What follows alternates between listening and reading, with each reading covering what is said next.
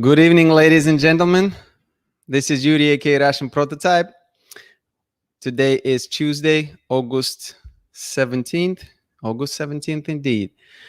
Welcome to the live show. Let's just call it that. Why not? I kind of like these hangouts in the evening. It's been very exciting so far. And seeing the comments popping up before the stream began makes me even more happy. I think we're building something special. We're just hanging out, having a good time, chit chatting, sharing. It's kind of fun. I'm not going to lie. I like it. Who we have in the house? We have Heather in the house. Hello. Joining from Michigan. Thanks for being here. We have Sadie in the house. How are you today? Texas. Thank you for being here. We have Jane in the house. I think you told me where you're from, but I can't quite remember. Forgive me, please. You can drop me a comment and let me know where you're at. Thank you for being here. We have Jamie in the house. You probably told me where you're at, but I also can't quite remember. So forgive me. I'm still going to try to learn it. We have the Blah 1990 in the house. Thanks for being here. Great to see you. We have Felicia in the house. Hello, hello. How is everyone doing? I am doing quite well. Not a bad day for Tuesday. Not a bad day at all. So what do we have tonight? Tonight's topic, should you settle in a relationship? We'll have a live guest joining us in just a moment. I'm excited about it. I think you're going to like her perspective as well. Obviously connected on YouTube. She sent a lot of thoughtful comments, very like detailed and thoughtful comments, and I just ask people, when I see sometimes especially thoughtful comments, I just ask people, hey, would you be willing to share with me on the live stream? And you'll be surprised. Sometimes you just got to ask a question. People usually are willing to help out, willing to join and share. So just ask questions, I guess. That's my point. So before she joins us, let's just start by answering the question, what does it mean to settle for someone? I'm going to give you my definition. I didn't Google it. I didn't look up the definition of it anywhere. I just went straight from my mind. And I'm curious to know your definition of what does it mean to settle for someone. Because to me, settling for someone is intentional act of choosing someone who does not make you feel fulfilled. I don't know. That's what I thought. Maybe, again, that's my take on it. But there's something missing. There's something missing in this relationship. There's clearly a void. There's maybe feeling unhappy in the relationship, wanting something more from this relationship. And let's just keep it. Let's just keep the definition on the screen for a moment. And one thing that happens, I think, is that people start getting anxious. People start getting stressed out when they're in those type of situations. And the more time goes by, I think more it kind of pressure. Yeah, if that makes sense. So with time, I think people end up in situations where they just want to get out of it. And they feel it even more. And I think they start thinking about it even more. And once you start thinking about something, right, it can really take over your mind rather quickly. What I think it's not, I do not think that it's getting less than you deserve. I think that's a BS thing that people say, because what exactly do people deserve? Like, I think the entitlement part of the whole deal I can connect with. When people say I deserve that, I don't know about that. Therefore, Getting less that you deserve is BS. I think it's about fulfillment more than anything. But we have our special guest in the house, so I'm going to go ahead and bring her on. She's not going to be on camera. She's going to be off camera, but we'll be able to hear her. Okay. And once again, this is just another opportunity for everybody in the audience to know that if you don't want to be on camera, you can do this too. But let's go ahead and welcome Becky. Becky, can you hear me? Can you hear me okay? Hello, Becky? Can you hear me? Yeah, I can hear you. Can you hear me? Yes. Okay. So let's start. Well, first of all, thank you for joining, and thank you for being willing to share your opinion and just taking the time to do this. Let's start out by just simply answering that question. Should you settle in a relationship?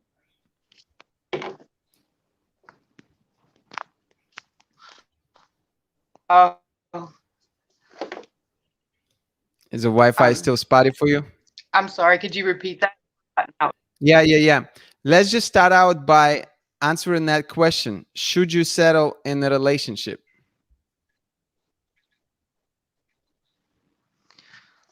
No, I don't think you should, because it means you're not being true to yourself if you're accepting a situation or person that doesn't fit. I like that. I like that. What does it mean? Let's define it. What does it mean to you?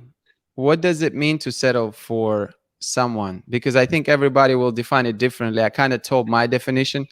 What is your definition of settling for someone? Well, accepting less than I deserve, less than I really want. And I think sometimes people do it because, they worry too much about what the people around them's expectations are for their situation or relationship, like family, friends, culture, etc. Instead of figuring out what it actually means to them. It's mostly about, I don't know. I think about, like, if I getting what I deserve, am I happy? But the other thing too is that is it fair to the person that you're with if you're not? I mean, I don't know. It's just trying to think how to describe it. So you know what's funny? Like, it's just just a not moment fair ago. to yourself or somebody. I got you. I understand. So I didn't mean to cut you off, but just a moment ago, I put in something on the screen and saying like not getting what you deserve is BS. That's what I said exactly. That's it. Getting less than you deserve, question mark, is BS. And what I meant is just saying that, basically people sometimes act entitled in a relationship, So when you Oh say yeah. when you say deserve, when people say that, when you say it in particular, how do you perceive that? What does it mean? Like, what's some things in your mind that you deserve? Can you describe that? Well, like respect, appreciation, feeling wanted, like, because nobody wants to feel like they're just being used because for like a paycheck or to clean the house or just because things are comfortable, that kind of thing. Yes. Yeah, I get that. I can understand that. So I guess what I was coming from a angle of entitlement in this particular instances, So do you have your comments on my videos are outstanding. Like, I just love reading your comments. You go so in depth with your examples. You articulate. It's fun to read. It's really engaging. So with that, I wanted to find out, like, do you have like a personal story, an example that you could share with us, whether it's going to be relevant to settling or anything that would be interesting to learn in terms of like relationships. Yeah, I think, probably the best example I could think of as far as the time whenever I settled for something that made me miserable or unhappy was I was in a relationship with somebody and I trusted them and I confided in them and told them all kinds of personal things and all that. And then later on, when we were having an argument, even though it was totally irrelevant to the situation, they decided to take a cheap shot and sex shame me for something that happened that I had no control over and make me feel like something was wrong with me. So I settled for way less than I deserved because, um, and the thing is, I think just really miserable because I didn't think that I could deserved better until someone came along and showed me that I deserve to be loved and cherished despite my scars. But, for me, that's a pretty good example. And it was a really hard lesson to learn because I spent months being really unhappy and miserable. And it took me a lot of work to undo all that. But I mean, I know that's the chance we take when we trust people, we tell them stuff, but still, if you realize that somebody doesn't appreciate you or that that's how they're going to be, I think it's too easy for people to just they start doubting themselves, or especially if it's something personal, something it's easy to I don't know. It's just hard to see people for who they are sometimes, I guess is what I'm trying to say. Because a lot of times we turn everything inward, especially when somebody says something like that, or they use something against us from something from our past or something that they know um, is going to get to us, and it just makes it so hard to see, well, this person don't deserve us, or that it's time to move on, that kind of thing. Yeah, sorry you had to go through that. Thank you for sharing, and sorry that you had to go through that. That's must have been terrible experience. um you mentioned like shaming in that relationship. I'm curious, have you noticed, now that you think of it in hindsight, right? Is that what people say, hindsight? Let's just go with that. Now that you think about it, after all this time, have you can you think of some signs that preceded those events that were very painful? Is there anything that you can like actually recognize now that you've been through the experience that you couldn't before?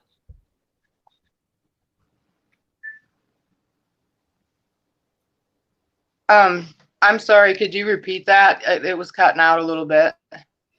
Yeah, I was asking, now since you've been through this experience, like through this shaming experience, which I'm sorry you had to go through.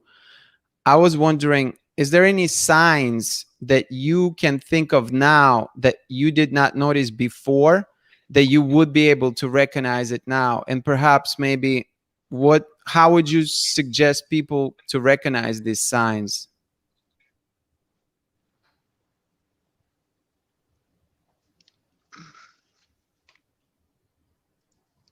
Did you hear me this time? I didn't hear the last part. I'm sorry. That's okay. Basically, I was asking about signs. Do you think that, we'll try it one more time.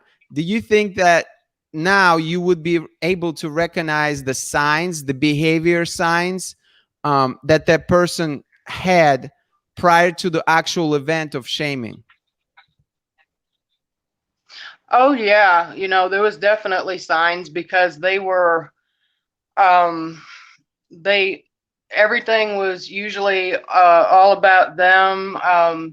You know, the things that were important to me, or the things that made me happy.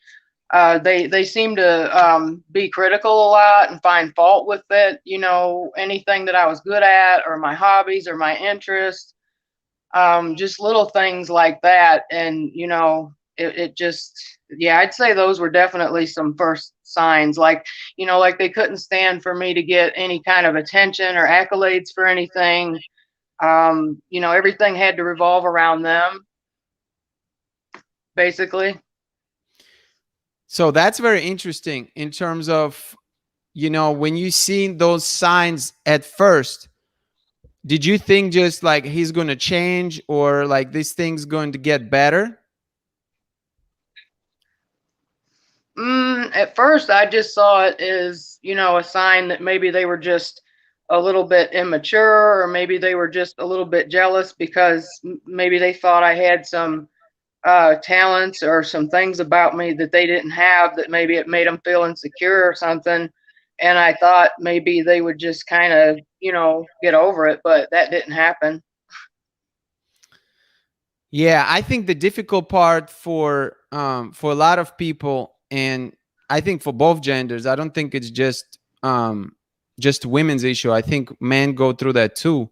Is when you do recognize these signs, is to distinguish between, major things and things that seem like minor in nature. You know what I mean? Yeah, because it seems like things start out small, and then, they just, I don't know. That's the thing I hate the most a lot of times about dating at all, or, is a lot of times it seems like people try to hide who they really are.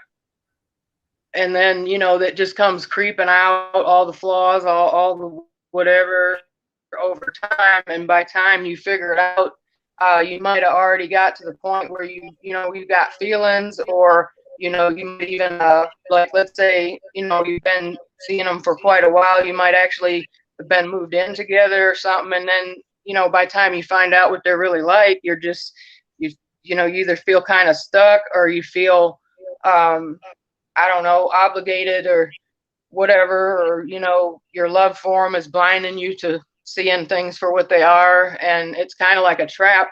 And that's why I wish people would just be, you know, what they are and show who they are right off the bat. I know most people don't do that, but I generally do.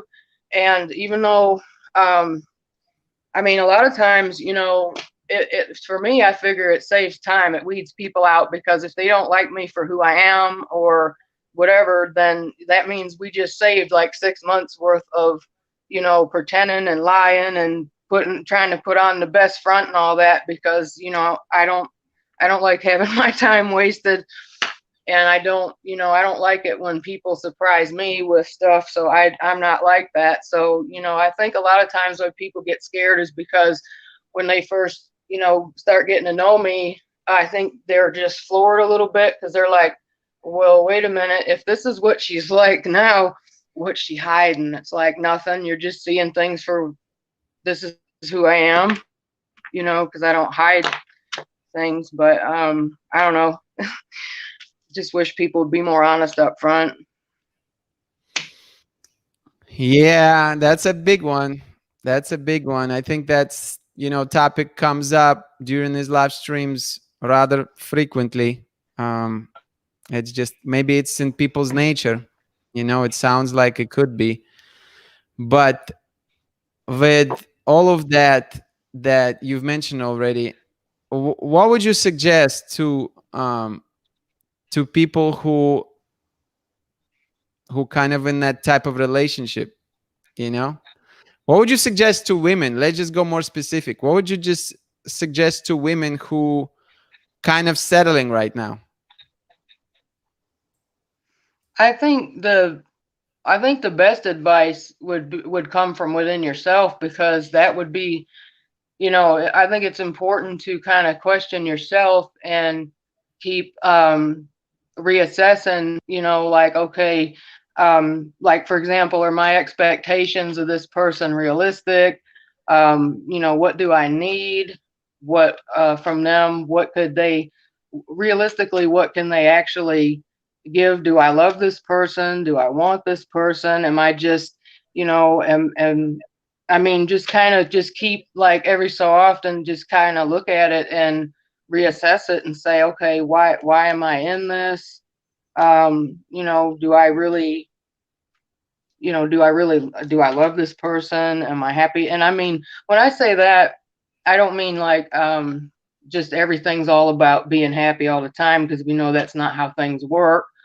But I don't know. I mean, like, does it feel right? Does it feel like this is what you're supposed to be doing? Does it, you know, or does something feel off? I mean, that's mainly you know, I don't know. I'm trying to think what would be the best example for me personally. Like, I don't know. Like, for example, years ago when I was in my 20s, I was dating somebody who was quite a bit older than me, and Mm-hmm. something ended up happening, and their health started to decline, and they a bunch of stuff happened. Mm-hmm. Well, you know, the thing is, people would thought that at the time I would have probably been really miserable, really unhappy, but I wasn't, because I love this person so much that I felt like in my gut feeling and in my heart and everything, like this was where I was supposed to be. This is who I was supposed to be with at the time. And, you know, I mean, I wasn't miserable. And there's been times, you know, that I've been with people that, you know, where everything would seem picture perfect on the outside, but I was really, really unhappy. So I think a lot of times it just depends, like, you know, are you, do you feel a sense of purpose? Do you feel, you know, does it feel right? Not is it perfect, but does it feel right? Is it, you know, is it fulfilling you, or like is it, you know, is it like tearing you down, building you up? I mean, because some of the stuff that we go through, like the thing I mentioned, it made me really strong and taught me a lot when I was younger. And I wouldn't take that back for anything, because even though it was difficult, it was something really important back when during that chapter in my life with that person. So I don't know. That might not make any sense, but you know, that's what come to mind. No, it makes a lot of sense actually, because you talked about a situation where you may be with less fortunate person, maybe with not with someone who seemed like perfect for you from the beginning, but you felt like you were fulfilled inside and it felt right for you, if I understood you correctly. Yeah, yeah, exactly. And you know, the thing that was sad about it is the way that that ended was after we were together for about a year and a half, after his health went downhill and he lost his job and he lost everything and all that. And like I helped him um like make sure he got his disability and whatever, and made sure he was stable.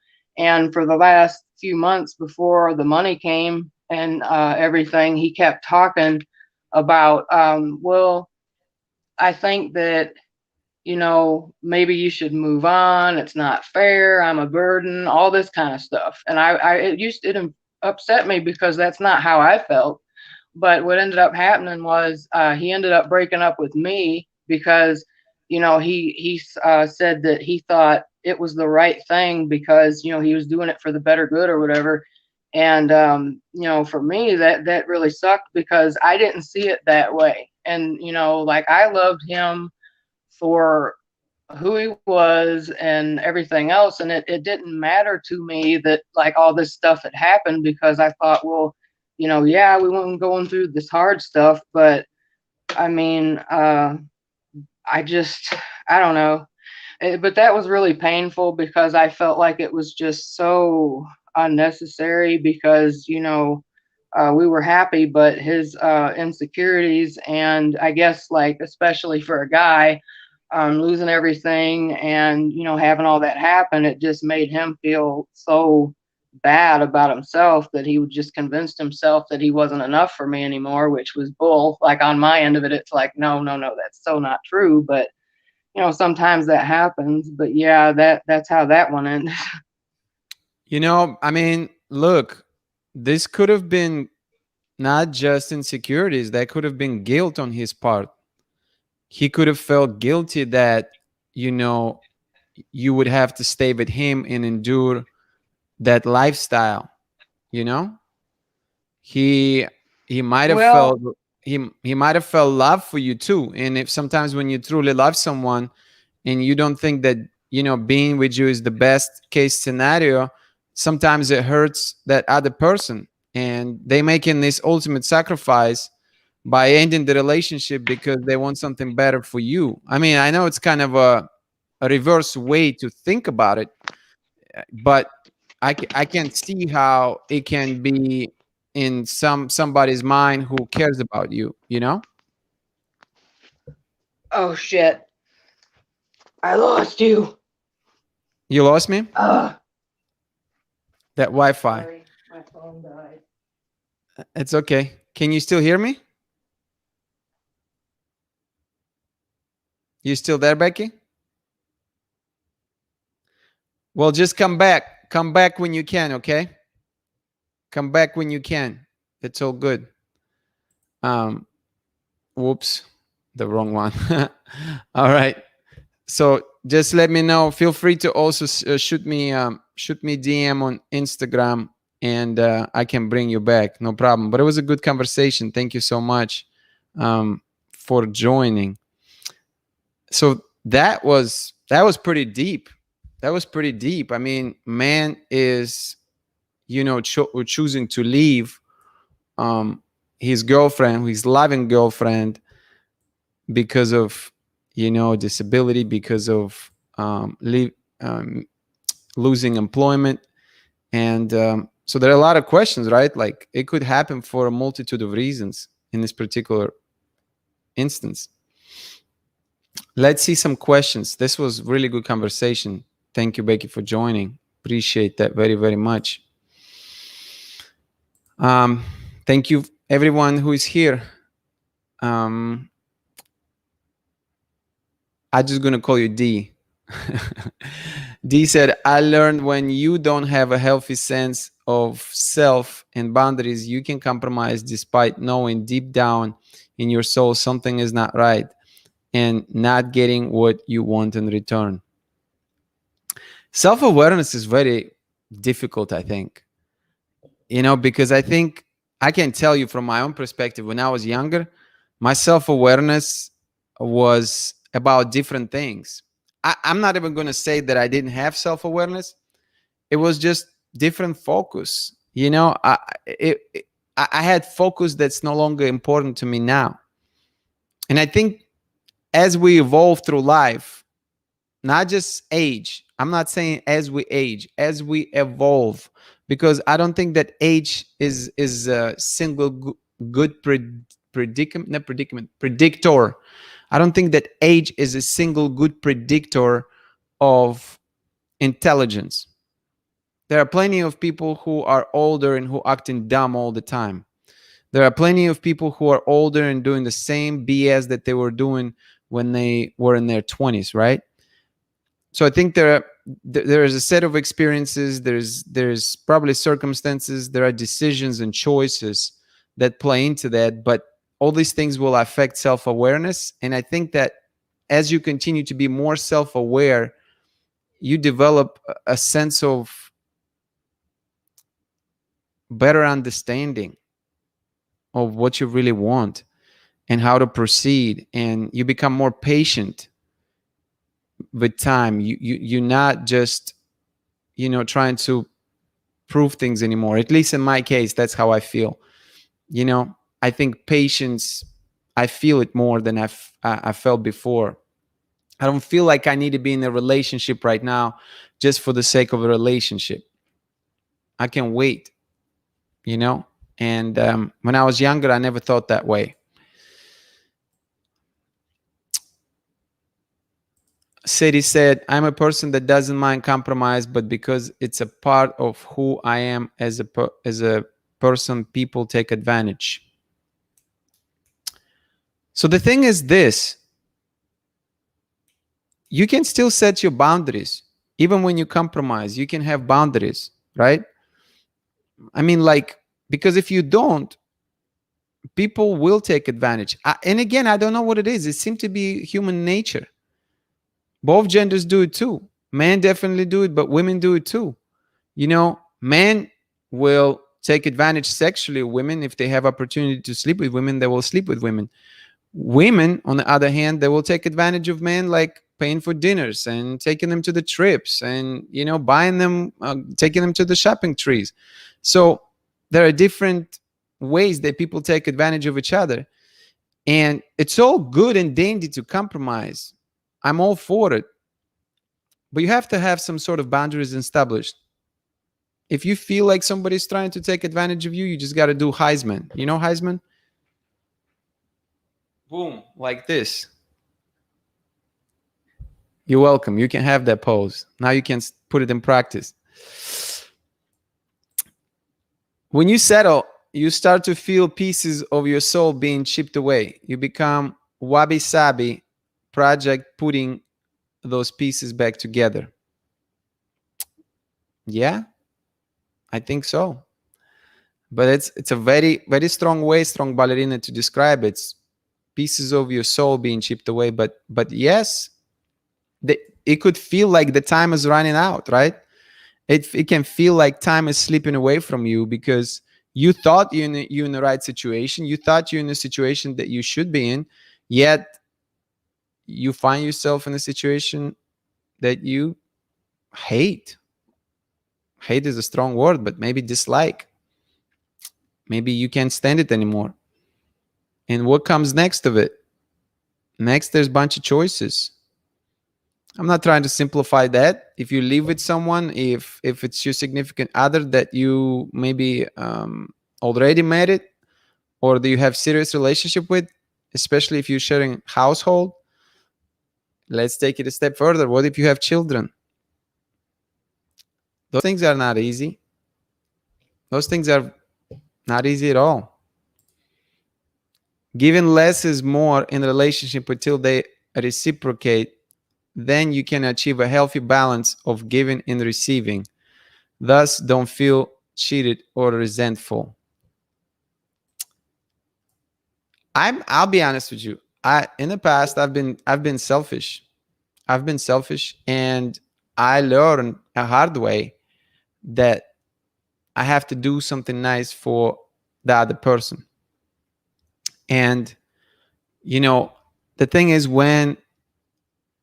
even though I did some stupid stuff, but when the other person told me that or pointed out this to me, you know, I was like, oh wow. It was kind of like, it was kind of, I don't know the word. I don't know if it was embarrassing. I guess it was embarrassing. I wasn't happy about how I've been behaving, how I've been active at the time. Sometimes it takes somebody else to tell you those things, you know.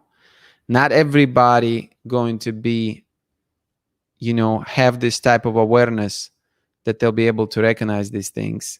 I think the problem is that when people are not willing to make adjustments and to actually give a little bit.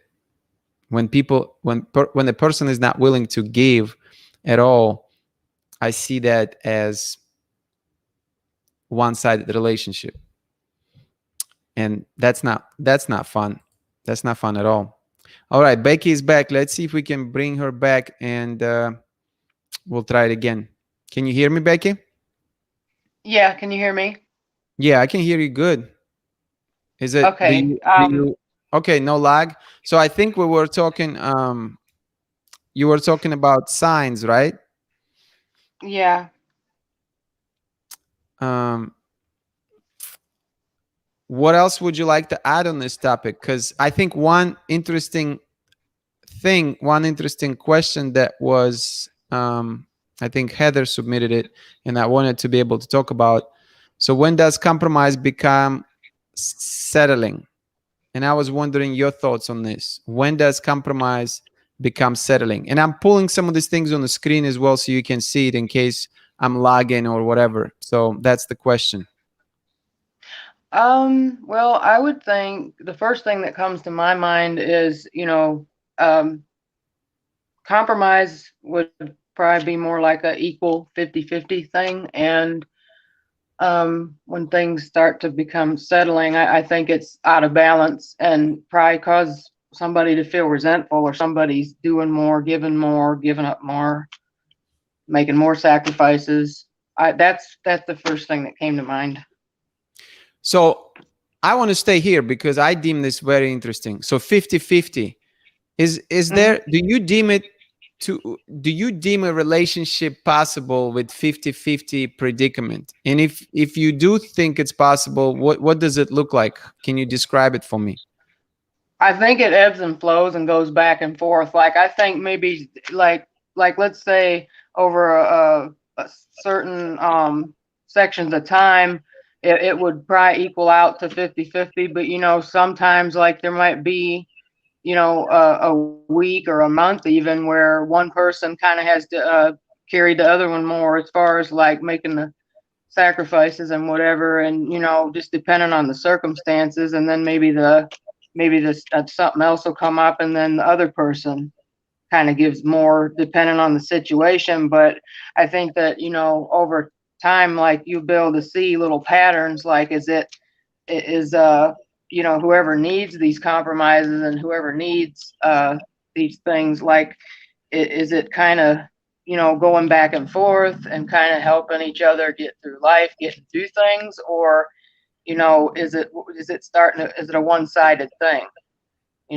Like is there just, I mean, you'd have to watch the patterns, I would say, to kind of see, because you can't just tell then one day, or like maybe let's say something had happened, and maybe for a week it might look like the one person is just putting up with a lot, or they're giving up a lot, but then like something will happen, and then the other person do the same for them. I think it just kind of has to play out, and see what kind of pattern is going on.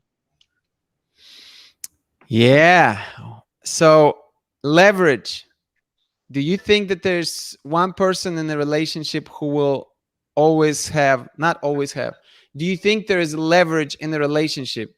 How do you think that plays a role? Because it seems to me, it seems that a lot of relationships have one person who ends up having more leverage, making more decisions. Kind of ends up like emerging as a leader, I guess, or the main person in the relationship. So what are your thoughts on leverage? Do you think that's just the way it is, or you don't think that it has to, you don't think all the relationships have it, and why? I think all relationships have it, because, and I think the main um, pawn pieces in that would be sex and money, because one person is, how that works. I mean, and just it's a matter of, is one going to try to use the other one to control or dominate the other one in an unhealthy way or not? You know what I mean? Because you generally, one person is, I mean, trying to think how to say this. um I mean, let me see. This is not the same for everybody or every scenario, but I'm just gonna go with an example. Let's say, like the guy is making the majority of the money, let's say, and the woman, she's got the cookie. She don't have to go out and make a lot of money, right? I mean, I'm just saying, like, there's this, if they want to, they could use like these things against each other, like real easily, just to try to get the upper hand, try to be, whatever. But I don't know. It just depends on who it is, and how they treat each other. But I think that if people wanted to have use it in a bad way, I mean, I think those are like the two most powerful things to try to manipulate, or get over on the other person, or control somebody, probably. Look, let's talk about that. You still have time? Can you stick around for a few more minutes? Yeah, what happened was I didn't notice that my battery was getting really low and it died. That's what happened. Okay. Well, now I can. Are you on your laptop now? No, I've got it plugged in, so I'm good. Okay. Wherever you at now, I can hear you well, and I don't hear the lag like I have in the past. So it's good, I think. Okay. So then let's stay on this subject because I think that's very interesting. So you start talking about sex and money and how people leverage that against each other. And I've seen it both ways. I definitely have seen women using that, basically saying no sex tonight or whatever, you're not going to get some, and I've seen men also saying like, hey, I pay for everything, like you better do what I tell you to do, right? um Yeah. I mean, like, what those things, what these things you think do to the other person? Do you think that because another thing that comes to my mind, like people stay in these relationships, you know so it's not like Hmm. people just automatically leave when that happens, but at the same time it seems to be rather abusive things to do. It seems to be terrible things to do for the other person. So Well, go I'm ahead, sorry. what are your thoughts on this? Well, I'm thinking about how, what it was like to be on both ends of the spectrum because I've dated men and women. So, I've had, not saying everybody, but I'm just saying, like, if for the people who have tried to be manipulative, I mean, I've been on both ends. I've had, a girlfriend sit there and, hold out on me and all that, and or try to use the sex thing to try to get me to do certain things or to try to kind of, sway the situation. And the truth is, it really made me feel really resentful, and because I don't like being manipulated or toyed with, and it just, I really hated it. And then I've also been, on the other end of it where, I've been with somebody where, let's say I'm with a guy and they have, um, let's say they got the upper hand financially or whatever. And at the time I'm not hardly got anything coming in, and I've had them, try to, kind of use that as leverage to try to get me to, do things that I didn't really, that, like, just to kind of control me. And, I hated it both ways, but I seen how powerful it was in either of their hands. It was powerful. And when they used it for bad, it was bad. Do you think women realize what they're doing when they kind of like utilizing these tactics? Do you think they understand that they're pushing the guy away? Mm, no, I think, no, I don't think so. I mean, I don't know. It's hard to say because, I mean, I don't know. In my case, I think whenever I was experiencing it, where, like, I was with the women, like, they seem to think that it was gonna, I don't know, like they couldn't understand why I was getting distant, why I was getting withdrawn, why,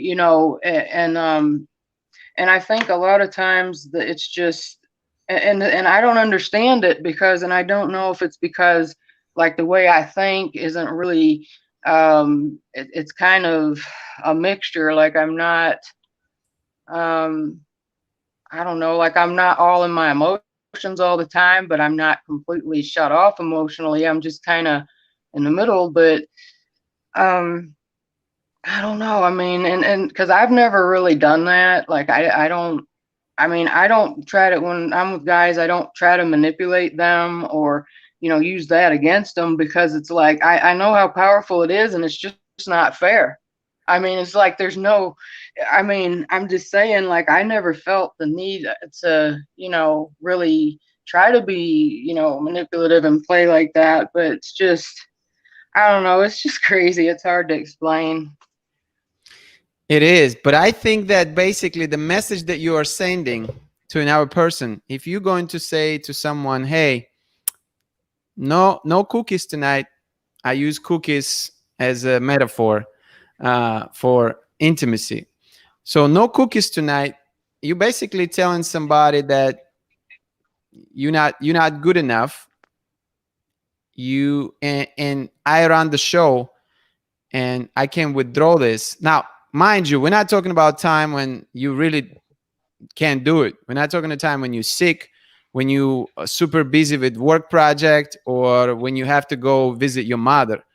We're not talking about those times. We're talking about time when you're just sitting around at home, everything is normal, and then all of a sudden somebody initiates, like something like a foreplay. Obviously, they're looking for intimacy, but the partner says, no, not today, I don't feel like it.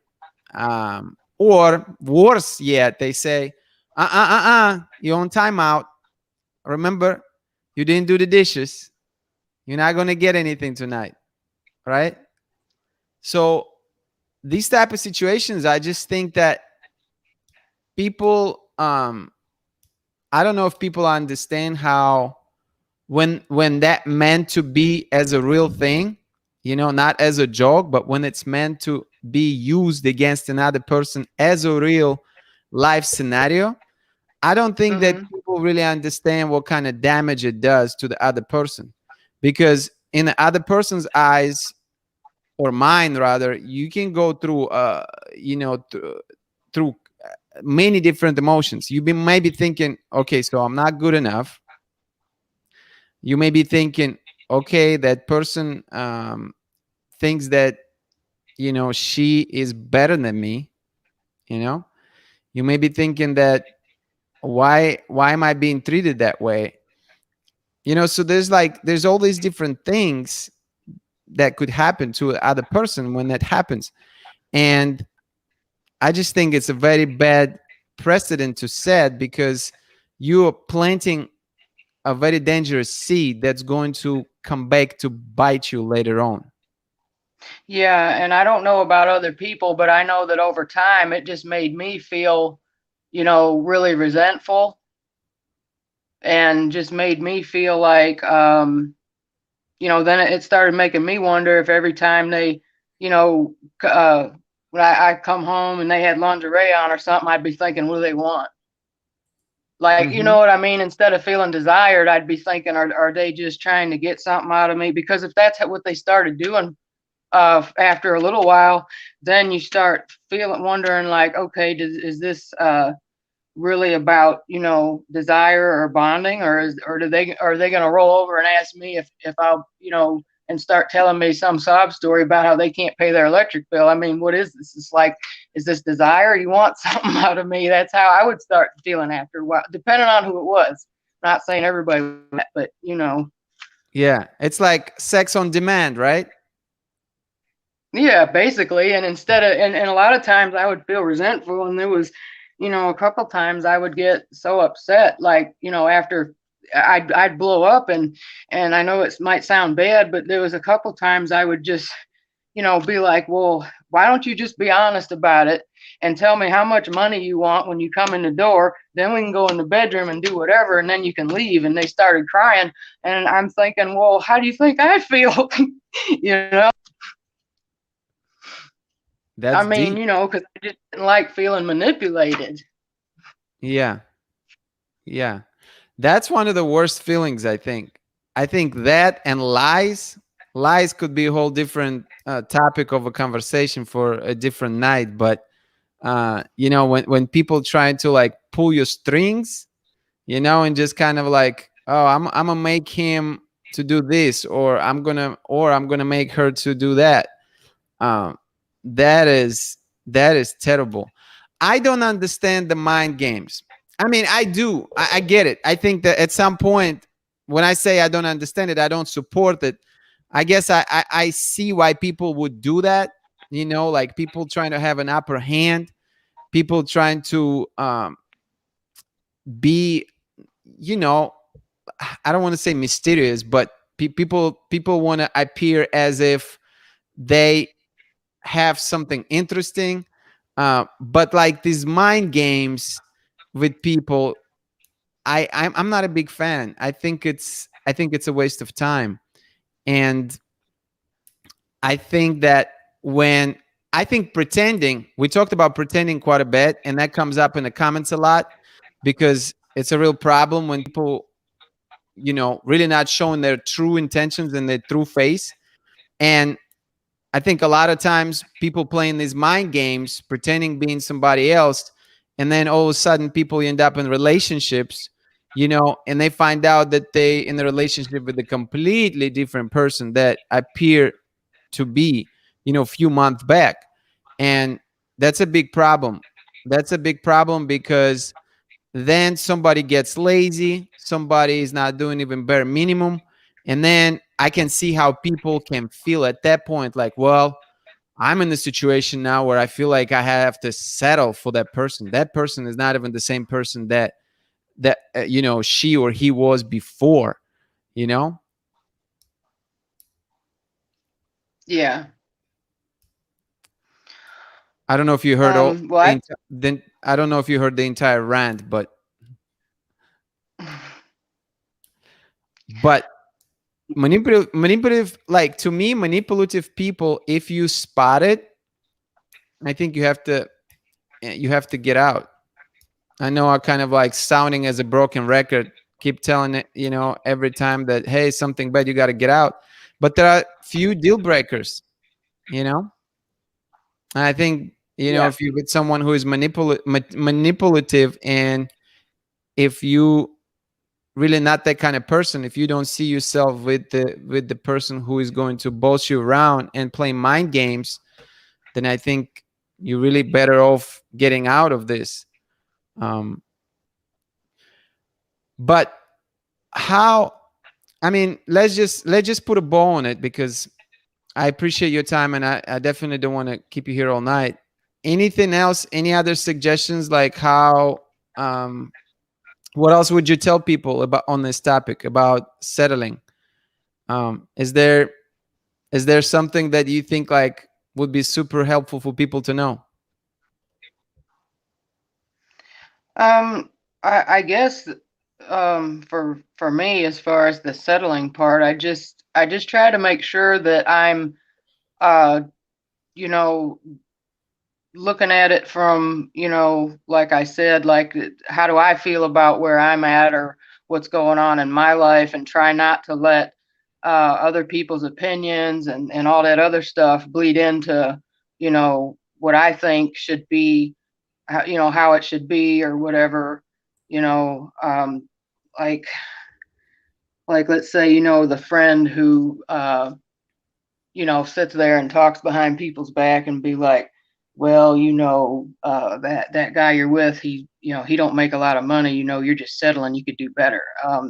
Stuff like that. It's like, I think a lot of times people, I think peer pressure and, other people, like, I don't know, we're conditioned. It's crazy because we're conditioned from the time we're growing up to, you know, um, I don't know, like hide certain parts of ourselves and do whatever we can to kind of fit into in a certain way or whatever, because, deep down it's like the key to surviving. But at the same time, um, I don't know, it's just, God, I can't remember where I was going with that, but mm, I don't know. People are afraid to be themselves, The punchline. and so, I mean, I think it's up to people to decide, okay, what's right for me? What do I want? How do I feel about where things are at in life? And just try to just be your own judge of it. Don't worry about, other people's expectations or the stuff you were conditioned to believe, because that one size don't fit all for everybody anyway. It's really up to the person, what they're, and if they don't want to be with somebody, they don't, or whatever. I mean, that's just, um, I don't know. That's just doing, themselves and the other person a big injustice, because they're keeping them from having a chance to find somebody that will. I love that. I think that is a really good point to put a bow on, like being themselves, people being themselves. That's huge. Listen, Becky, thank you so much for your time. I really appreciate it. Thank you for all the wisdom. That was awesome. You dropped some real gems. I hope that, audience really can take away a lot of these points, and being able to apply it or at least consider it. Thank you for taking the time. I really appreciate it. Thank you for having me. Have a great night. Okay. You too. All right. Bye. This was so great. I love these conversations. There's nothing like a conversation with a real person with real experiences. So much fun, so much knowledge, so much wisdom. There's a lot to be drawn from. And I'm loving your comments. There are a lot of really interesting comments. Trying to read them as I was listening as well. So be careful with romantic chemistry. Many are great con artists. It's becoming a big problem, D. It's becoming a big problem. The issue is that people making business out of this. It's no longer about honesty. I mean, I have a video on scams on my YouTube channel, and it's just growing. Every year, more and more people end up being victims of scams. And more money is being stolen in this particular sector, if you will. And it's just heartbreaking, because I think before it was more of a taboo type of thing. You hear about these things and you're like, okay, yeah, something bad happened to somebody, like, oh, that's too bad, but that's not a norm. And now it's to the point where you hear about it all the time.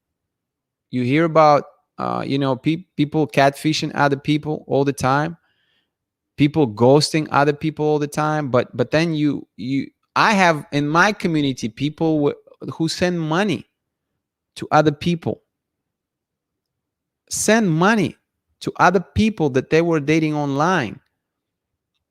I mean, like, that's crazy. That's crazy. But these things are very, very real, very real.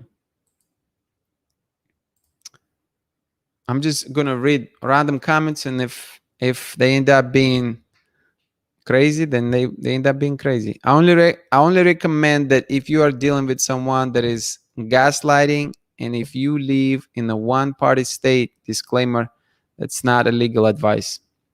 Someone that is gaslighting. What is gaslighting? Strong ballerina. I don't even know the lingo. I apologize. Estrella. In healthy relationships, you don't need to play any games. There must be values from beginning. If not, why waste time with someone who does not meet what we're looking for? Yeah, I think we've been kind of, trying to identify what healthy relationships are, how to identify signs of a healthy relationship, how to identify signs of unhealthy relationship. Because I think intuitively we know those things. But then when we start digging deeper, and when we start having these conversations and seeing how many people really struggle in a relationship, I mean, like, you can probably, like, if you had to think about how many couples let's do this in the comment section. Give me a ratio, okay? The first number, give me a number of happy relationship ratio. So give me a percentage. What is and obviously that's anecdotal, right? So this is not going to be the exact science, but I'm curious to know, based on your experiences, what is the ratio that you would assume that exists in the world today? Ratio of healthy relationship, the first number, to unhealthy relationship, the second number, however you define it. I'm curious just to see your take on this. In the comment, leave me a comment. First number, ratio of healthy relationships. Second number, ratio to unhealthy relationships. What are those two numbers in percentages? So is it 50-50? Is it 40-60? Is that 30-70? What is this? I'm curious to know, because you know, you see a lot of happy people on social media, on Instagram, on Facebook. Everybody is just doing great, you know? And then you go out to the store and then you see like boyfriend and girlfriend having issues, you know? You can see it. You don't even need to spend time with them. You just look at the body language. And then you're like, wow, they don't even like to be around each other, you know? So like these things are real. These things are super real, because what is it? Is it a time? Is this time that takes the toll on people? Because in the beginning, everybody's super happy. Everybody's super happy in the beginning. Gaslighting, trying to make you feel crazy when you confront them with the truth. Okay, cool. I did not know that. Thank you for that, Heather. Love bombing is a huge warning sign. Occasionally, it could be two people connecting over many common interests and attraction. Other times, it's someone faking a connection. Yeah, there's a lot of faking going on. There's a lot of faking going on. And, I think one particular thing that I can think of, there's too many things. I think one particular thing that I can think of, wow, is that the end goal is different. Let's use a very basic example. Guys want to be intimate with women. A lot of women want long-term relationships. Guys understand the system. They figure out the system. They have to, act a certain way to get what they want.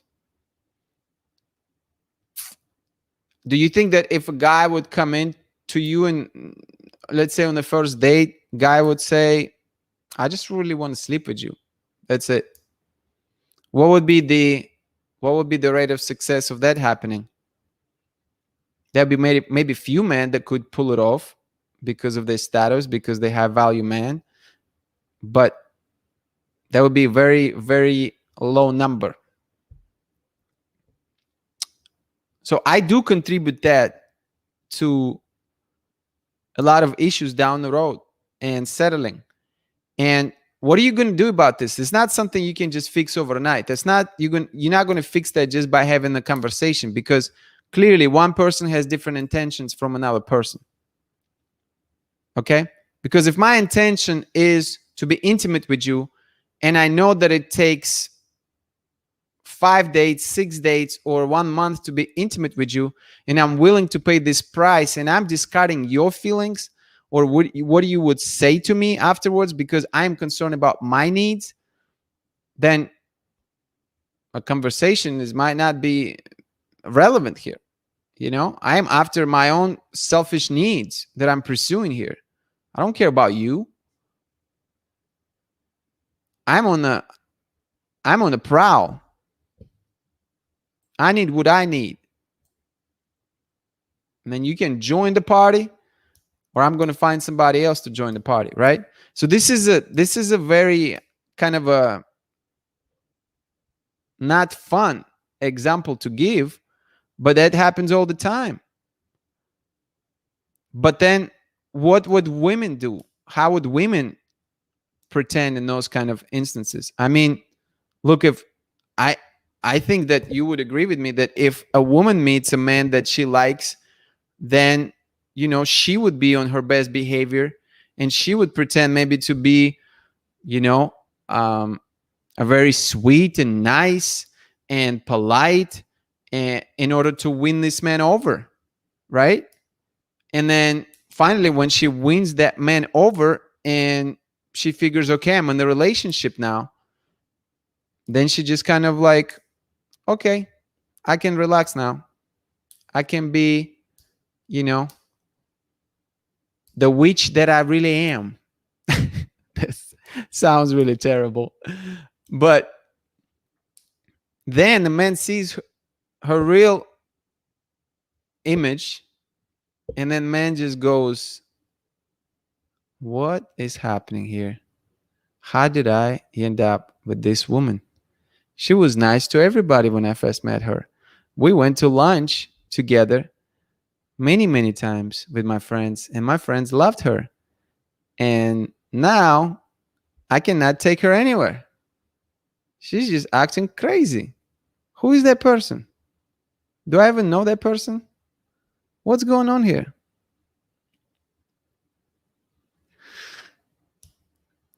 And then, so these examples that I'm giving you, what it leads to? It leads to heartbreak, potentially, or disappointment, maybe at the very least. Hopefully not a heartbreak. Hopefully it's just disappointment. Life is full of disappointments.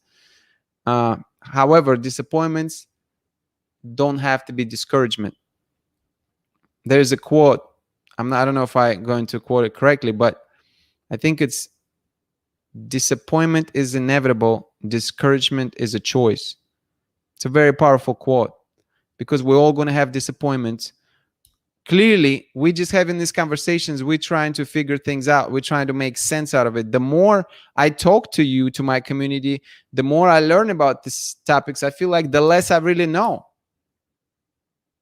That's really how I feel. Because how am I supposed to know how other person is feeling? Clearly, just because they telling me something and they behave in a certain way, okay, that's promising, but it does not mean that they actually feel it. There are plenty of deceivers. There are plenty of liars. There's plenty of manipulators out there. So how in the world are you supposed to know?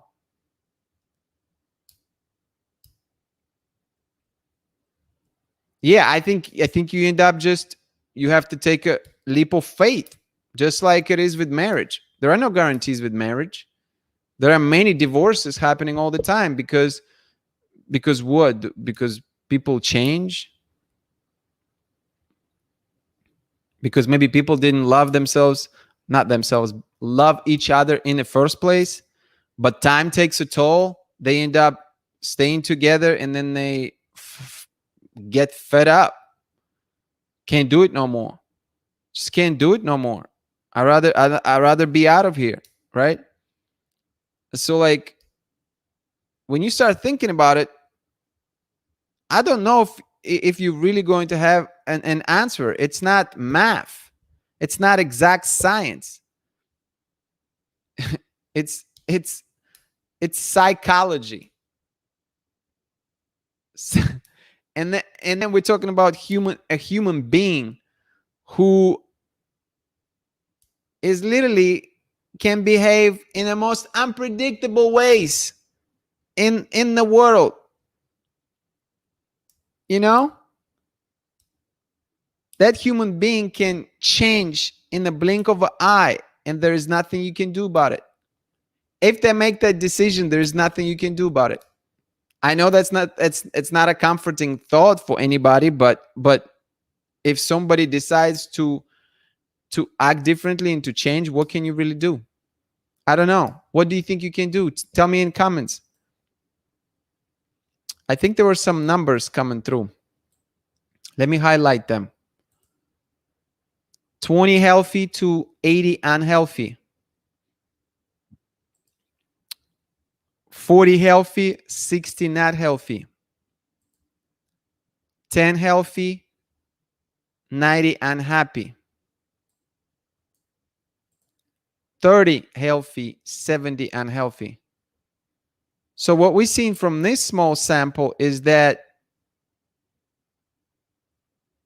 the majority, well, everybody who participated, not even majority, everybody who participated, leaning pretty convincingly towards majority of being unhealthy relationships.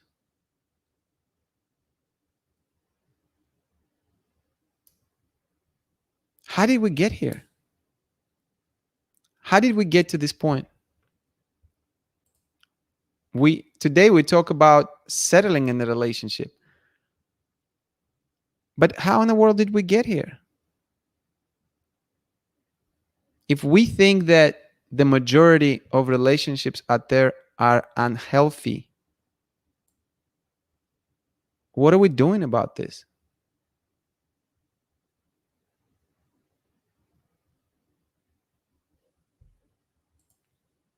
Demons and ghosts don't scare me. What people do to each other scare me. And by the way, I hate to say this, but it's worse in Russia.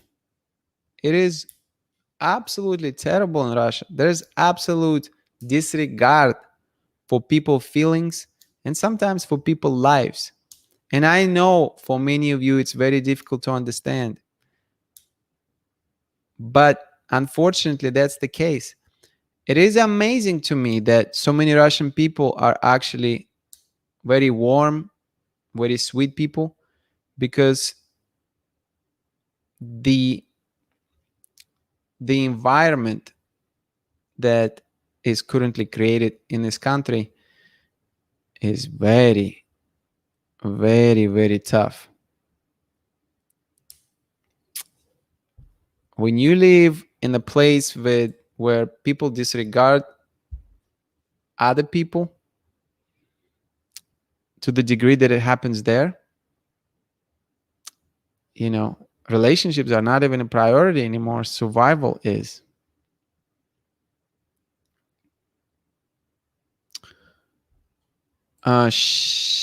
Cheyenne, I would like to hear your thoughts on the MGTOW trend. I don't know what that is. So if you tell me what that is, I will tell you my thoughts on it. Honestly, I think a lot of it is learned through media and what people pick up from other people. Yeah, I think so.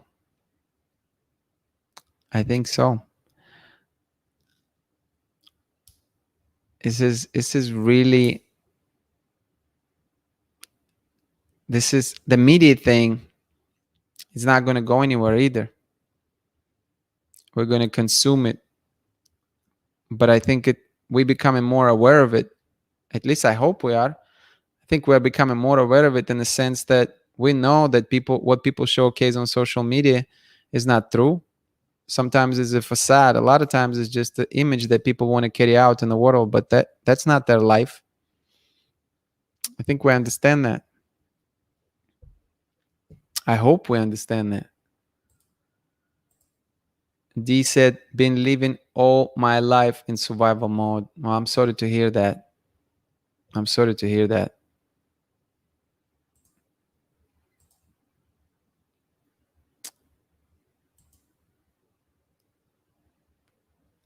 Think about it. So many unhealthy acceptances we see in music and on TV. Like, these things are not real. I don't even, I used to watch a lot of music videos, but not anymore, because to me, that's just that world does not exist to me.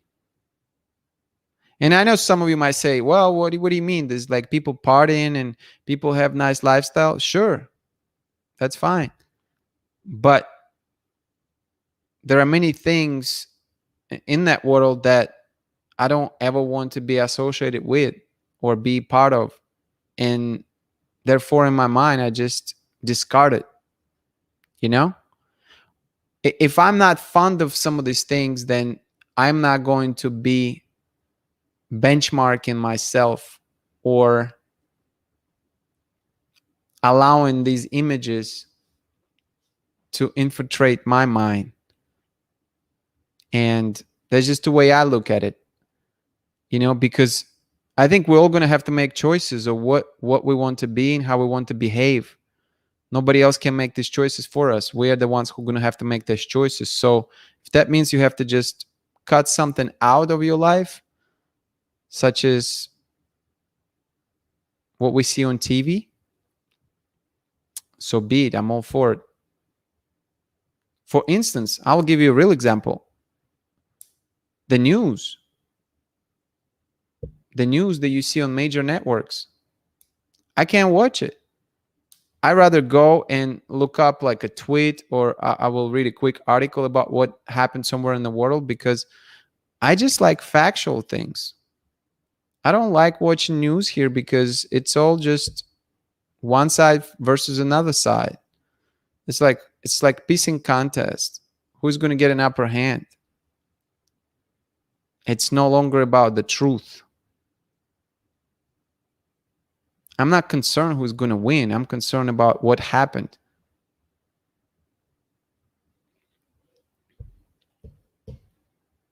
That's just my example. All right, let's see. Men going their own way. A movement a lot of men are going into. I think CNN did a video on it. What do I think about it? I think men are becoming more and more aware. There are a lot of content that now available on YouTube pertaining to these kind of topics. There are tons of videos available, and there are a few very powerful creators, content creators, that pushing this type of agenda to educate men and to really shed some light on what's going on. And I think that everybody have right to educate themselves and make their own decisions. Every single person has that right. So, if men feel like they end up in abusive relationships, and again, I don't talk about abusive relationship does not mean if physical abuse. If you come back home and your wife just start nagging at you for 1 hour after work, that's an abusive relationship. Yes, it is. If you're being belittled by your girlfriend, that's an abusive relationship. If your fiance is telling you, the example that we were using earlier, if your fiance is blackmailing you with sex,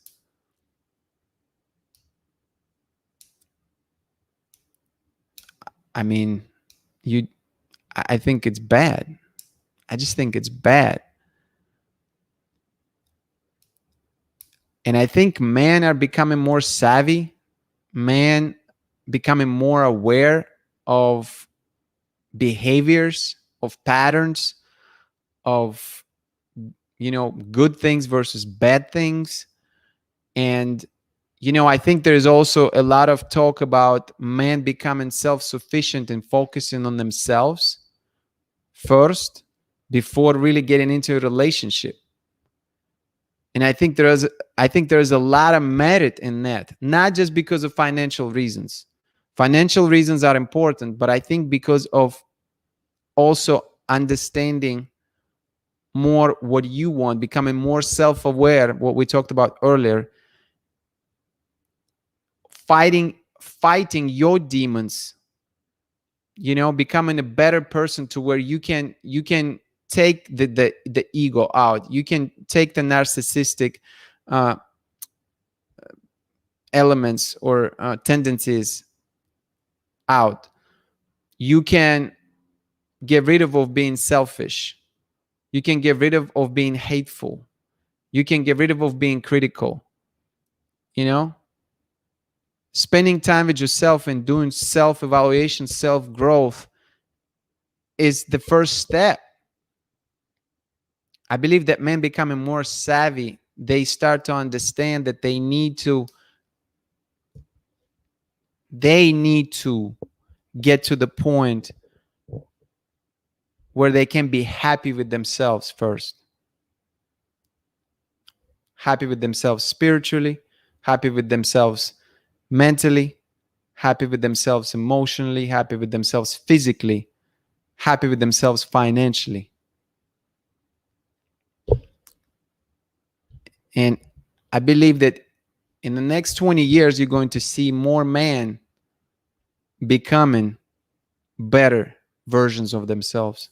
And I think as a result, they're going to attract more women. And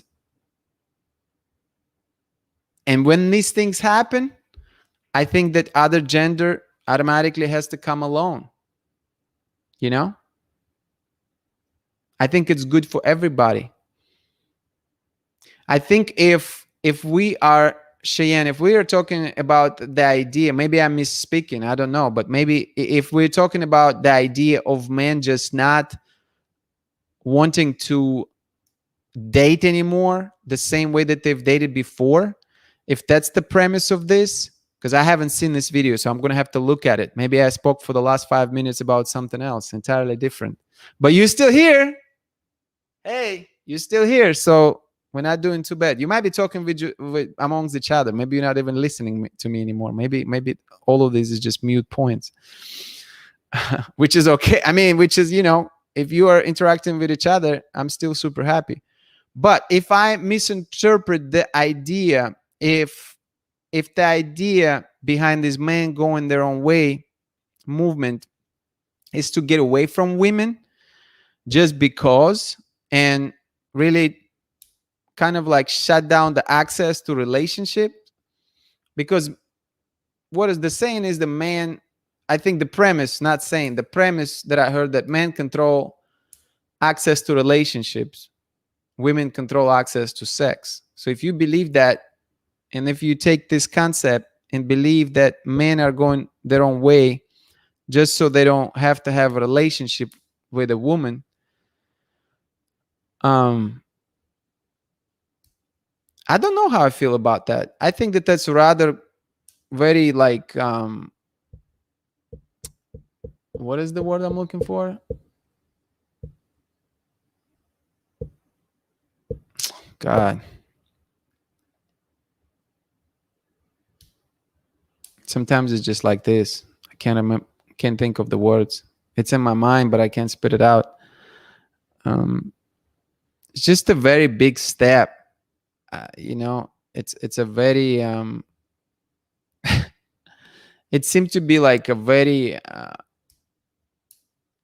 very loud gesture to take. The question becomes, will it really pay off in the end? So if they're just completely foregoing a relationship because of their ideals,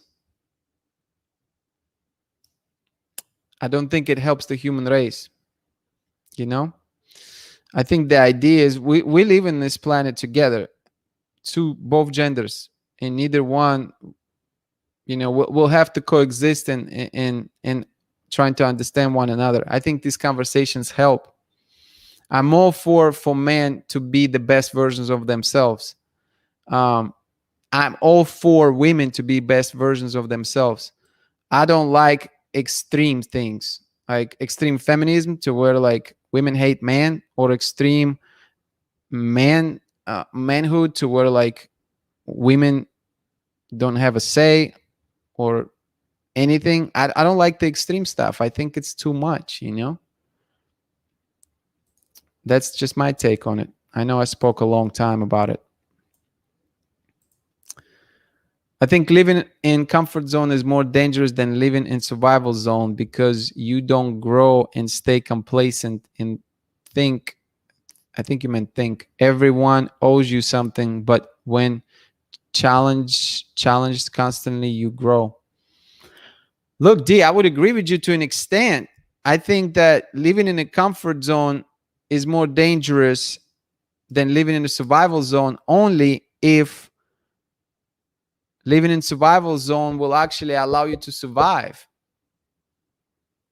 People get damaged, irreversible damage, that could happen when you live in the survival zone. And sometimes people don't make it at all out of the survival zone. And sometimes people have traumas that they just not willing to share. They're not feeling to recover from. They may be completely closed to everybody else. I I don't think that complacency is a good thing. Like me doing these things with you, a lot of times it doesn't feel very comfortable. You think it feels comfortable to forget a word when, 13 people are watching you live and potentially hundreds people will see you later? No, it does not feel comfortable at all. So I think that you can create ways to challenge yourself even when you live a comfortable life. I think that majority of people will take safe, let's just use safe life as opposed to comfort life, right? So safety is more important. Is safety more? I think definitely safety is more important than comfort. But I think that people who live in comfort zone just get complacent. That's the problem. But survival zone, it just depends what you mean. Give me an example of a survival zone, because I wouldn't want to be in no part of survival zone.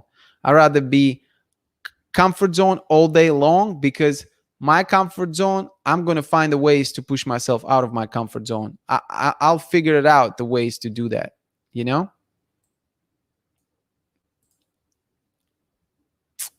Let's see. Let's see. Let's see. Let's see.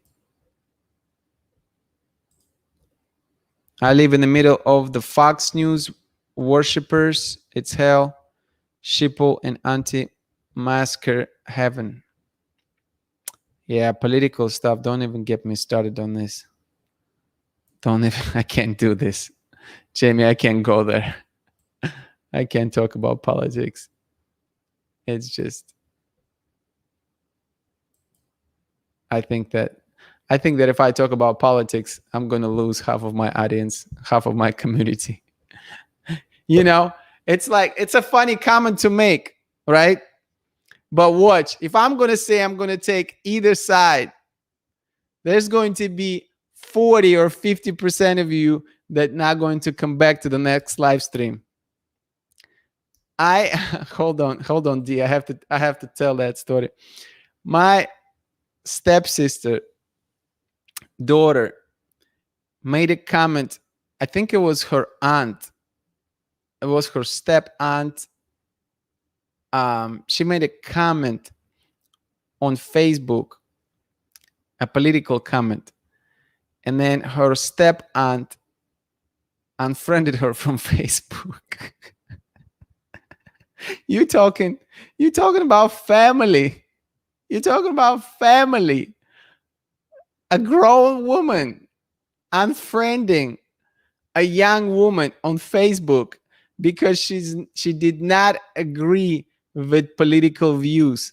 She did not call her to counsel her, to ask her questions, to share her opinion. She unfriended her from Facebook. Do you need any other examples? I don't think that you do. I think that tells you everything you need to know of the state of affairs in our country right now, in the present day. And that saddens me. That saddens me. And I'm not laughing about that. I think that's sad. That's extremely sad. The way that we go about politics, and the way that we cannot agree to disagree, and the way that we look at how it's one side versus another side. That's damn sad.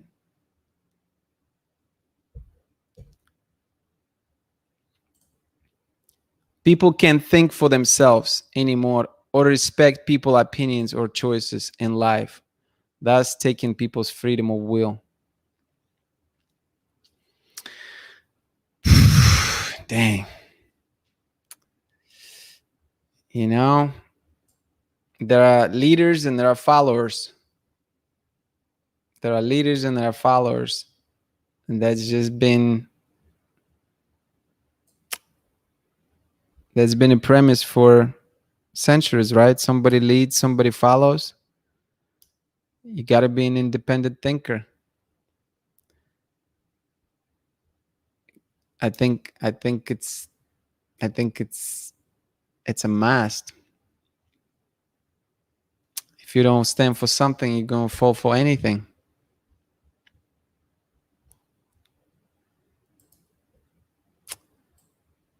I'm loving this.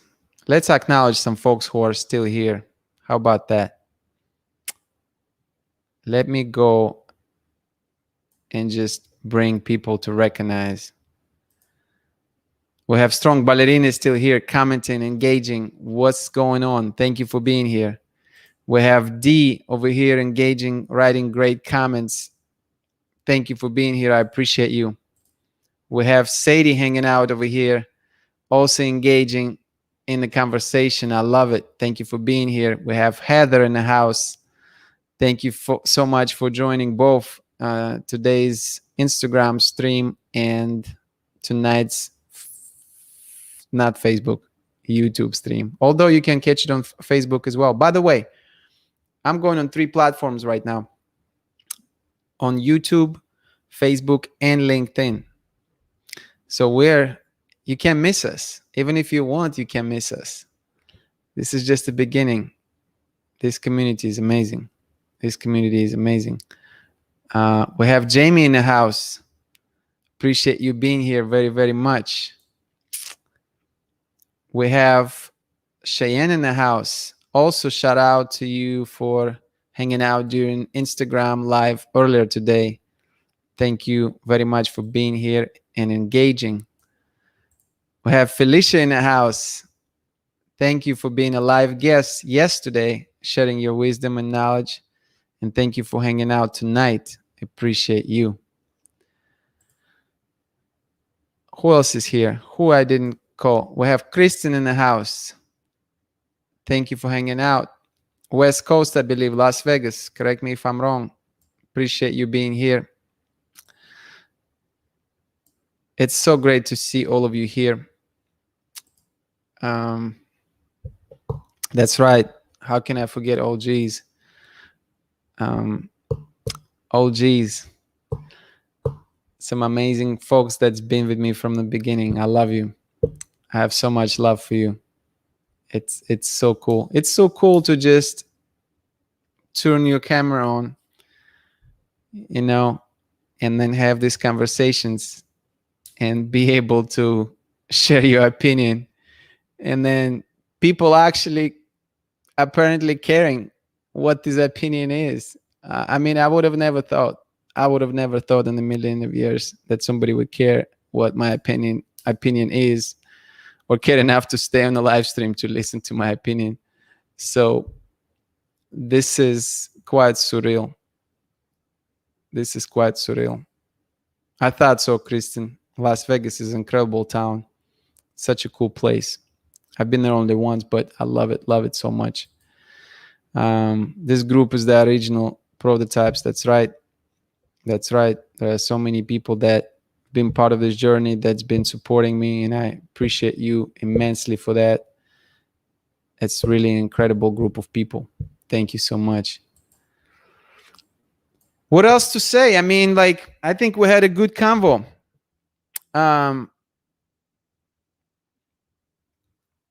Look, Becky brought up sex and money. We haven't really talked about that. Let's do this. Let's do a quick poll before we get out of here. Tara is here as well. I'm knitting and watching. Thank you for being here. I appreciate you. Knitting is some skill. Let me tell you.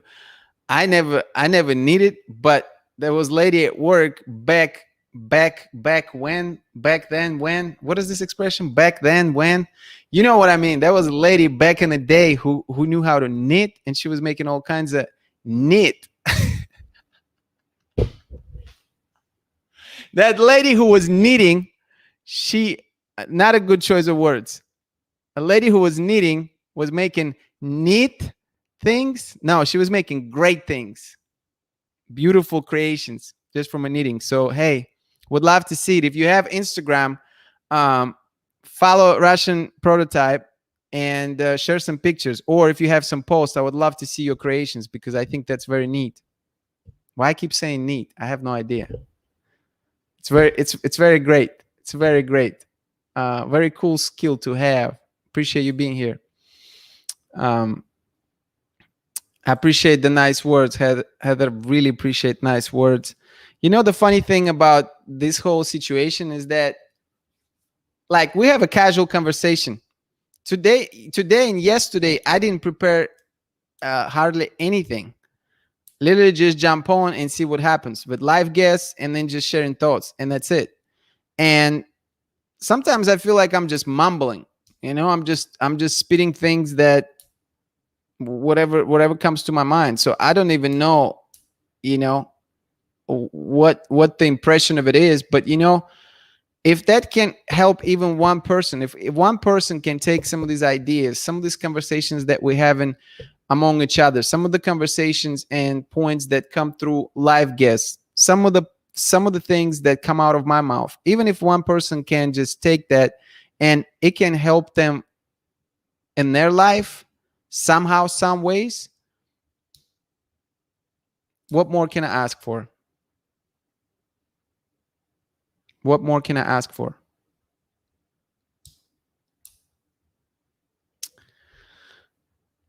uh Tara said, I just learned a few days ago on YouTube the lady is Russian. Yes, yes. Hey, let me tell you about them Russians. They have skills. Oh, that's amazing. Strong ballerina. I made an Icelandic sweater, but it didn't turn out well. Hey, as well, you know, as long as you're trying, though, just stick with it. Your skill will be increasing, improving over time. Yeah, knitting, it is a true art form. You know what's really cool is that you can make so many things in art form, right? Heather is drawing, art form. Tara is knitting, art form. Yuri is a content creator, art form. You can do whatever your heart desires and you can make art out of this. And, you know, discovering passion for content creation, it has been undoubtedly the greatest gift of my life in the last 2 years. By the way, we have 17 people watching. If you just joined, don't forget to smash the like button. Let's see how many likes we got. Let's see how many likes we got, because I'm going to bring my glasses back. You know, people be watching that stuff. People be getting the wisdom for free, and they're not willing to smash the like button. We know who you are.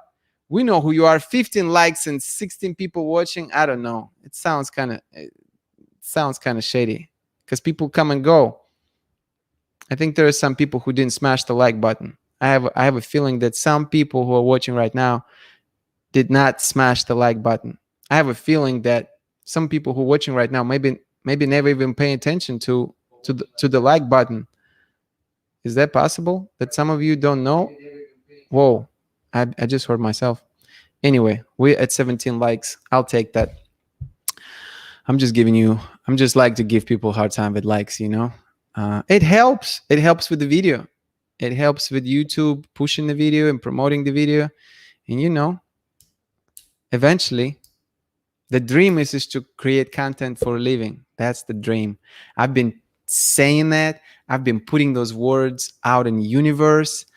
I've been very clear about it because there's something special about this whole deal. It's something special about creating content, being able to share your thoughts with people all over the world. It's something special for these individuals to being able to, you know, comment on these videos, on this content with their thoughts, with their experience, and to showcase what they've been through, right?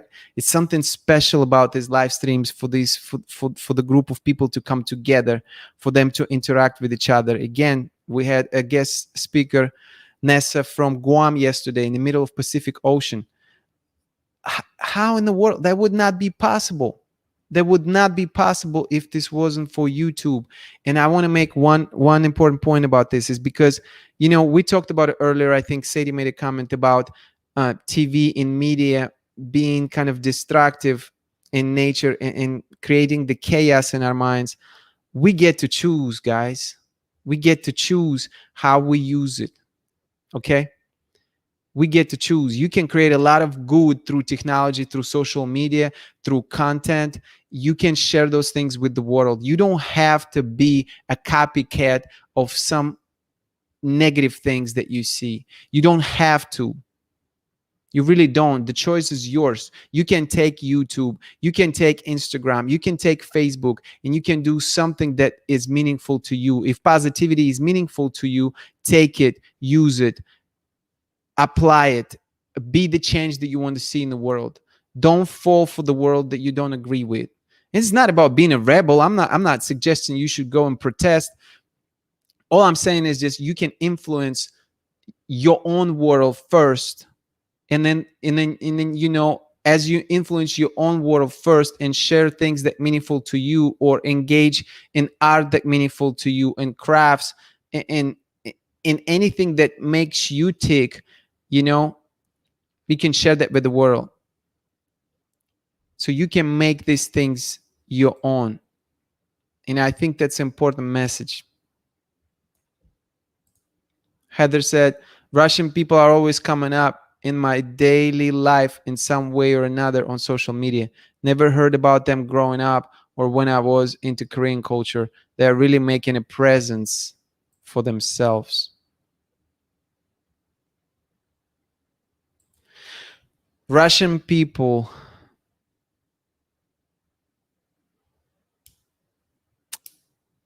there are many very interesting Russian people. There are many great content creators that come from Russia that are very engaging, that is very interesting to watch and to listen to. And it's interesting because media is controlled in Russia. It's not independent. Media is controlled in Russia, and YouTube is like one glimpse of hope that still exists in Russia, that hasn't been blocked. And I really hope and pray to God that it's not going to be blocked or limited, because it's going to hurt content creators in Russia, and that would be devastating. But this glimpse of hope in the form of YouTube allows many Russian content creators who live in Russia, that is, to still express themselves, to create meaningful content, in many cases to monetize their content, and that could help to support their families and to have a decent lifestyle. Not even a lifestyle, just a decent life.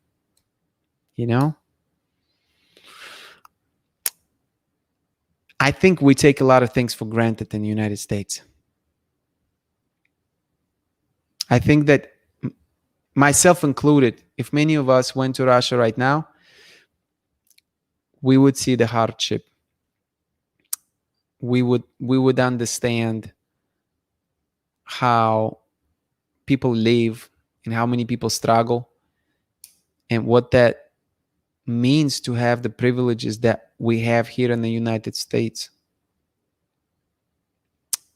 One of the strategies that I used in the past, especially when things would get hard, is always thinking about people who have it worse than I do, because there's somebody who always more less. There's always someone who is less fortunate than you are. And a lot of these people live in other countries, and I think we don't always think about that. I think the default, for a lot of people, the default reaction is, well, I don't have this, or, well, I didn't do this well. And if we can condition ourselves to have first thought as I'm grateful, things going to be different. I believe it. I believe it wholeheartedly that the quality of our life will change if we're able to do that.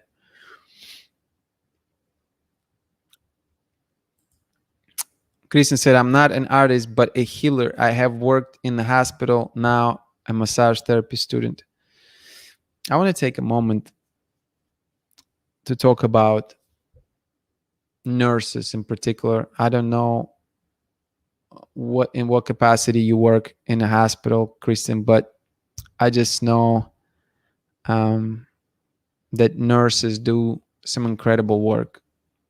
Incredible work. Some of you know my stepdad passed away in the beginning of August, and he's been taken care of at the hospital. And these nurses, I mean, they did an incredible job. You know, they made his last days more comfortable. And you know, my hat is off. I mean, to these health workers who, you know, for one thing, putting their health on the line every day, who just take care of other people so selflessly, and who have quite frankly huge heart for people, you know, to take care of some of these sick people the way they would take care of themselves or their own family members. So, you know, if you know somebody who's a nurse, I have quite a few people who are nurses. I'm gonna have to text them tomorrow and just tell them thank you, because it's somebody's dad, it's somebody's mom, it's somebody's brother, it's somebody's sister, it's somebody's son, it's somebody's daughter that they're taking care of every day. So huge shout out to them, huge appreciation and respect.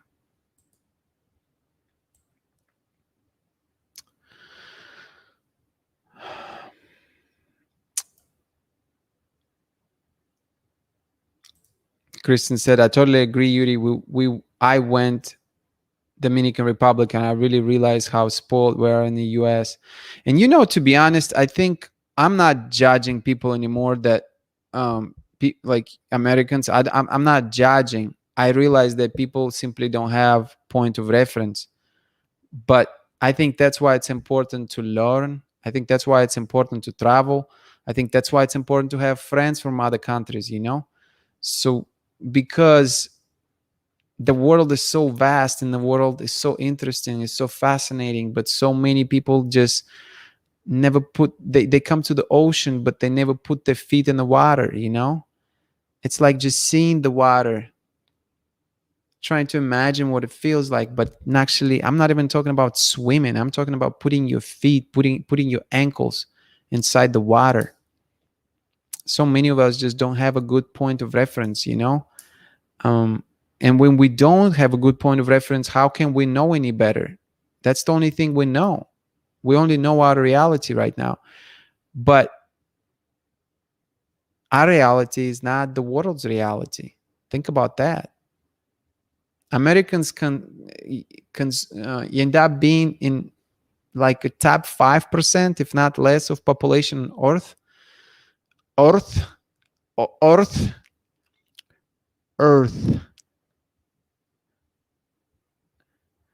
I can roll my R's, or I can say it like people in United States say it, Earth, but it's more effort.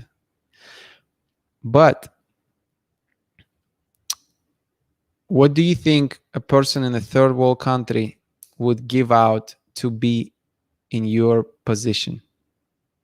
To be able to have a job in America, to be able to drive a car, to be able to live in a safe neighborhood, to be able to have all the benefits and advantages that we enjoy on a daily basis, such as internet, such as Amazon, such as all other services and products that can be obtained within the click of a mouse.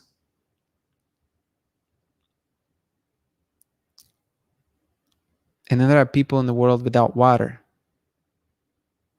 without shelter.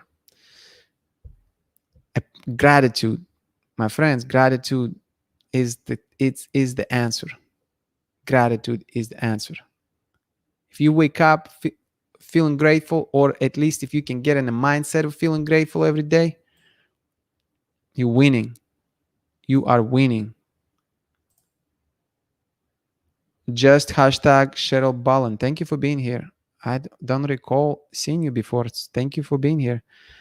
That's why sometimes I don't like in the US. For me, I'm okay to me being stationed in Okinawa, working, just paying my bills was helping me to live. But rules, sometimes it's hard times. Okinawa, is that Japan? That's just a guess. Let me know where Okinawa is. It sounds interesting.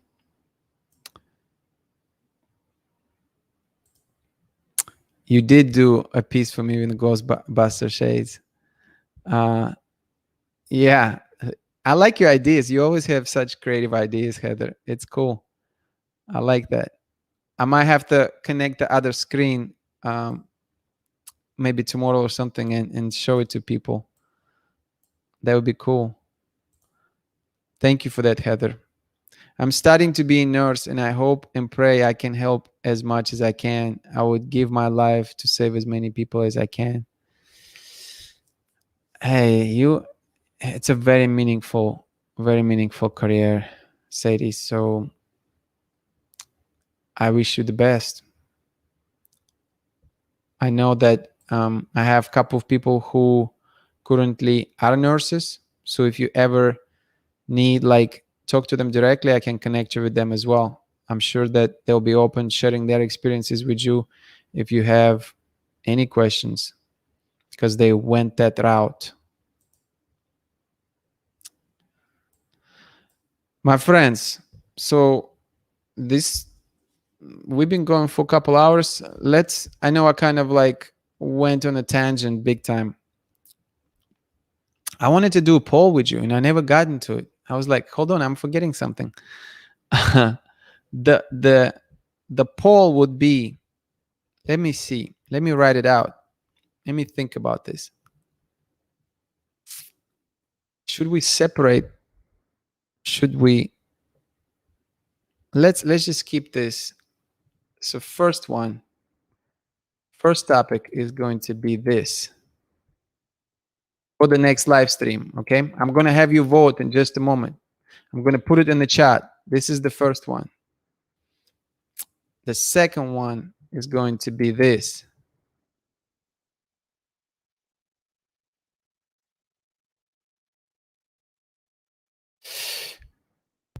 And let's do one more. Let's do one more. Did you get the second one? Yes. Well, why is it twice? Oh, it's interesting. It does it on two platforms. Okay, fine, whatever.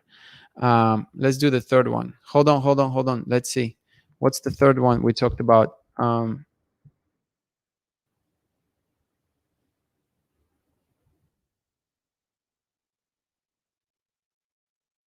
Let's do this as a third one. Now we have all of them in. The first one, sex and money. The second one is manipulation in relationships.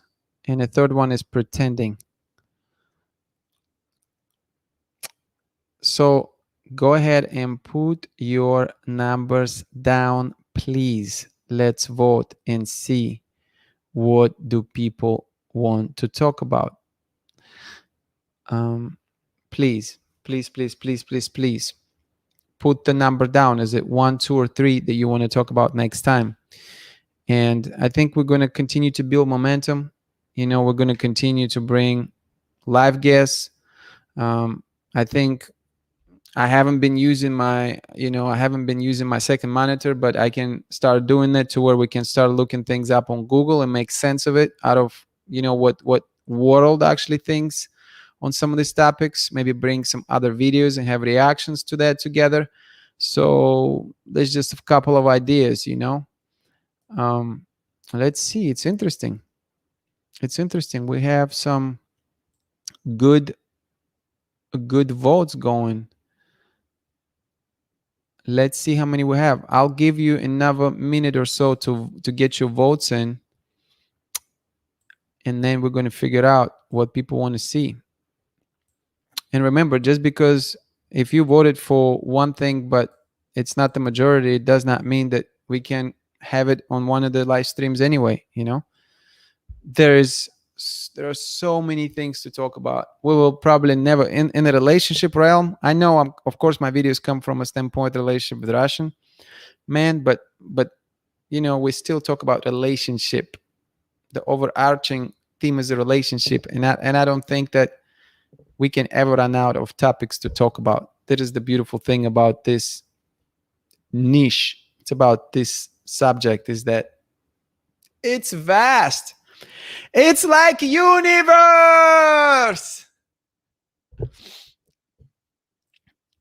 Hopefully it was not too loud for you. Okay, let's see what we got. 1, 2, 3. So it looks like at first it was twos, but then 1, 2, 3, 4, 5. Oh, it might be a tie. Let me see again. So number 2. Heather, did you change your vote? Oh, Heather, you did change your vote.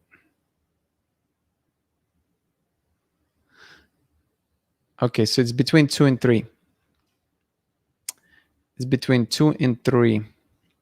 Trying to see if I can identify the exact number over here. 1, 2, 3, 4, 5, 6. Looks like 6 for number 2, if I'm seeing it correctly. And then 1, 2, 3, 4, 5, 6. So it's a tie. It seems like it's a tie. Wow. 2 and 3 is a tie. So let's see. We want to talk about manipulation in relationships, and we want to talk about pretending. What if we combine them? Is it going to be too much to combine them? Manipulation and pretending in the relationships.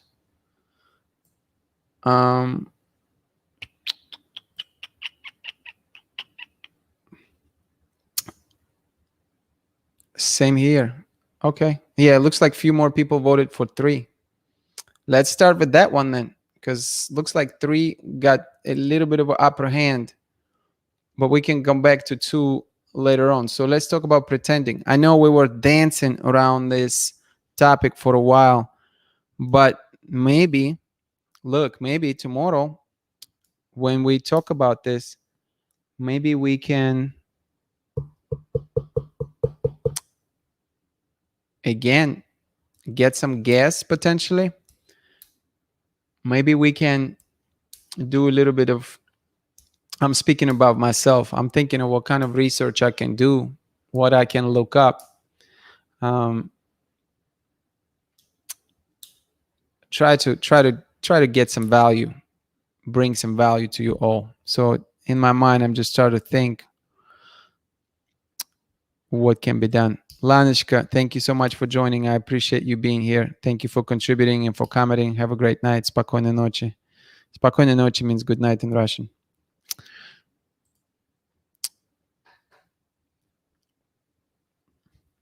All right, my friends. So tomorrow, let's talk about pretending in relationships, what that means.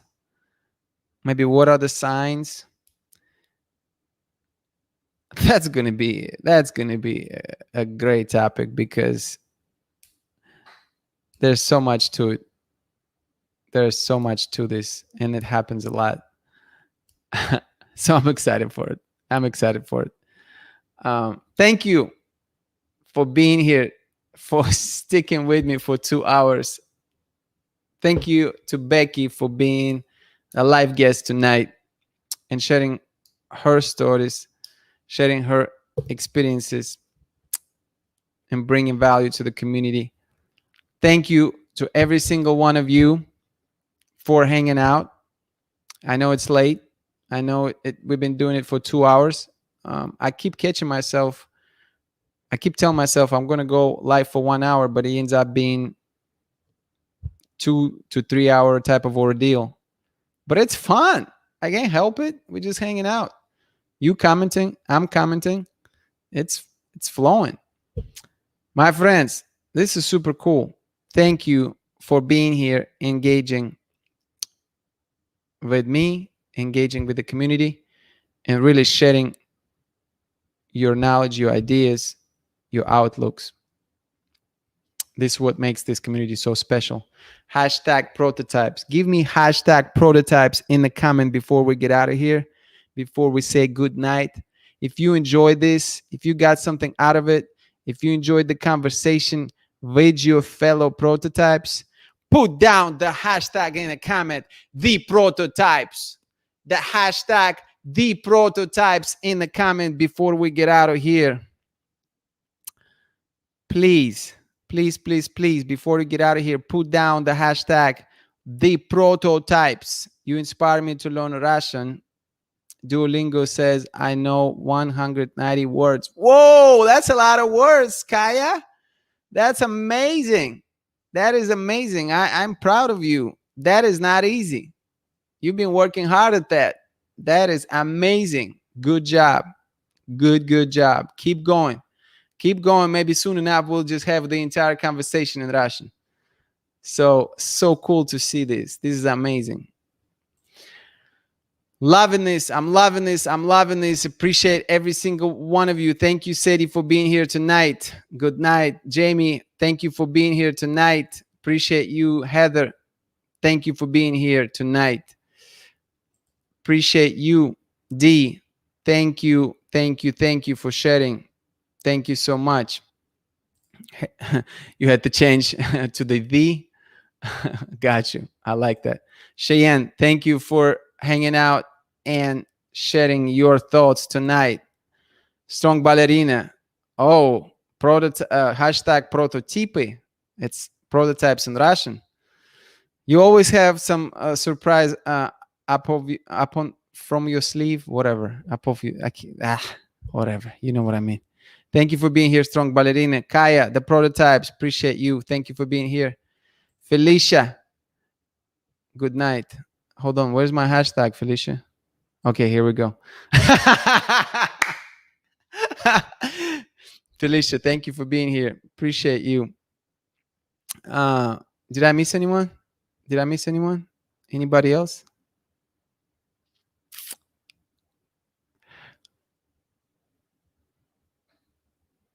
I think that's it. Felicia, you're going to take us home. The prototypes, good night. I will be seeing you tomorrow, 9 p.m. Set your reminder. We're going to talk about pretenders and pretending in the relationship. Bring your thoughts.